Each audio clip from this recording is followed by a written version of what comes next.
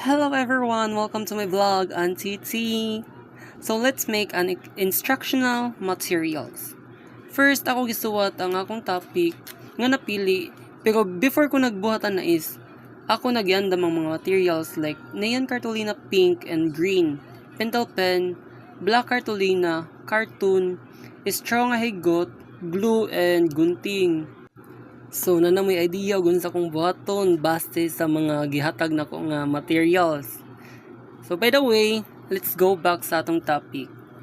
Kani siya nga instructional materials or we called it IMs is common ni siya sa mga student pero kani akong napili because dali siya mabuhat.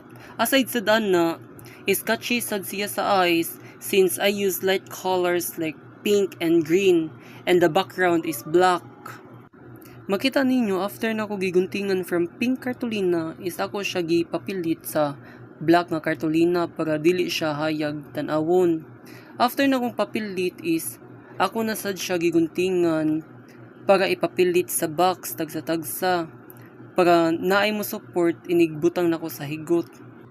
Pasensya jud kay guys if glue akong nagamit sa pagpapilit sa cartoon kay wala mo ko kapalit og kanang double-sided and kawat na sad kay sa oras ug madto pa kog Visayan manang glue na lang ang gigamit niya ako na siya giduot og maayo. Ug maggunting mo cartoon guys ba yun mo gamit og kanang gamay nga gunting kay sakit ka na siya sa kamot. Pero pwede ra man sad siya kanang cutter pero hasol masad ang cutter good kay sometimes mahiwi, sometimes may straight. So by the way, after na ko pagunting is ako na siya gibuslutan off cam kay dagan na gigtaw sa mua.